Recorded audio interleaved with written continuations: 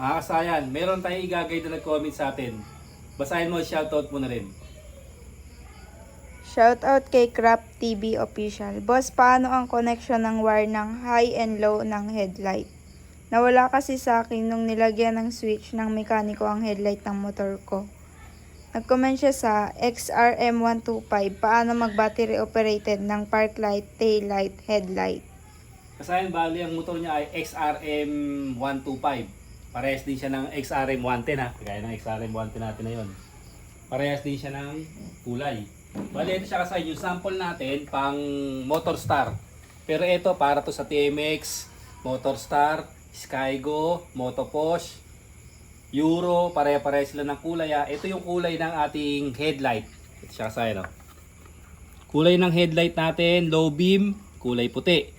Kung nawala yung kulay, yung low beam, maaaring may putol yung puti o pundi yung ating bulb. Pundi yung bulb natin. Kuha tayo ng isang bulb dito.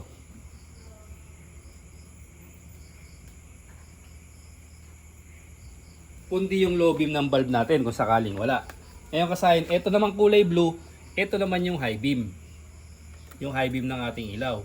Kung okay ang connection, ibig sabihin pundi yung ano, pundi yung ating high beam. Yung kulay blue, high beam. Yung low beam, itong kulay white. Ngayon, ito naman yung ground, yung kulay green.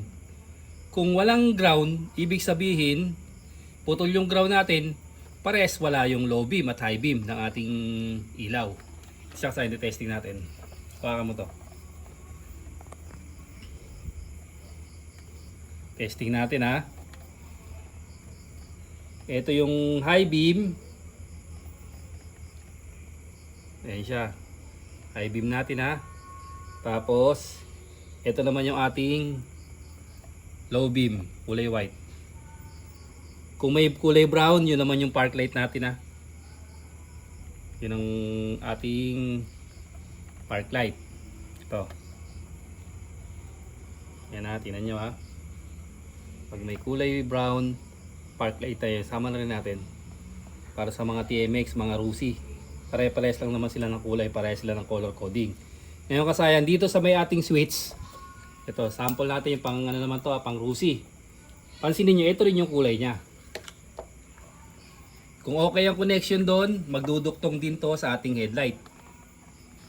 Yan, duduktong din dito yan kasayan, pansinin nyo. Duktong yan dyan. Tapos duduktong to rito sa puti.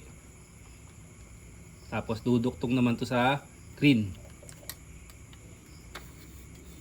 Sa may green natin ha. Solid green. Kasi pag hindi solid green, light green, busina yun. Ayan siya. O, tapos pag mga Rusi, syempre may park light, may brown or brown white. Dito naman siya duduktong. Bali, ito tayo. XRM125 lang tayo. Tatlo lang yung kulay na tatandaan nyo ha. Ito lang siya.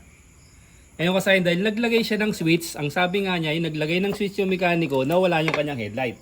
Kasi ang XRM125, yung karaniwang ginagawang switch, ganito yung forma ng switch niya. Ito. Yung negative ng XRM125, XRM110, nakabulit lang siya na ganito ha. Nakabulit lang ha. Sample lang to ha. Nakabulit lang siya na ganyan. Ngayon kasayan, pag gumagamit sila ng switch, nakatabi kasi yung mga switch natin eh. Yung switch na ginagamit, di bulit lang din. Ganito rin ha. Halimbawa, ito, papakita ko sa inyo ha. O, tanggalin natin ha. Halimbawa, ito yung switch niya na ginamit ano. Pag tanggal nila ng negative, isusuksok nila rito yun. May switch na saktong-sakto, tapos suksok lang din dito. Ibig sabihin, may on-off switch na yung inyong headlight. Ngayon kasayan, kung masisira ngayon yung ano, yung switch mo, automatic mawawalan ka ng ilaw.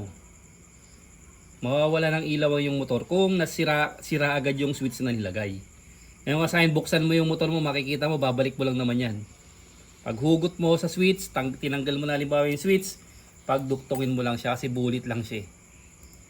Nakabulit lang siya kasayan. Kung dalawa yung wala, syempre, kadalasan switch yun. Kasi, kung buo naman yung isa doon, ibig sabihin, buo yung negative niya. Kung walang negative, sa negative siya kasayan nilagay sa negative siya nilagay yung pinaghiwalay niya yung negative. Sa iba depende kasi kung paano maglagay ng switch eh. Sa iba kasi negative lang ha. Ito nga kaya tinuturo ko sa inyo to. Ito yung forma ng switch. Pag hinugot mo yung negative, ilagay mo rito, nilagay mo rito, ibig sabihin nasa negative yung switch. Nakaganto siya. Ngayon tanggalin mo yung switch, ibalik mo sa dati. O, tsaka mo siya i-testing. Pag testing mo na buo, ang problema ay switch niya. Switch ang naging problema niya. Basta ito yung kulay na ibibigay ko sa iyo, yung kulay high beam blue, low beam white, tapos yung ano niya, yung ground niya ay green. Pag nasira yung naputol yung green, ibig sabihin hindi iilaw yung dalawa. Kasi nga wala parehas silang ground. Isa lang kinukuha nila ng ground eh. Pag putol to, hindi gagana yung dalawa. Pagka naman buo ito at pundi tong puti, gagana dapat yung high beam natin. Kung pundi naman tong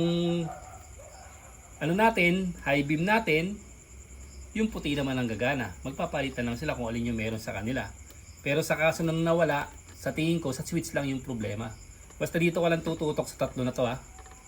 High beam, low beam, at saka ground.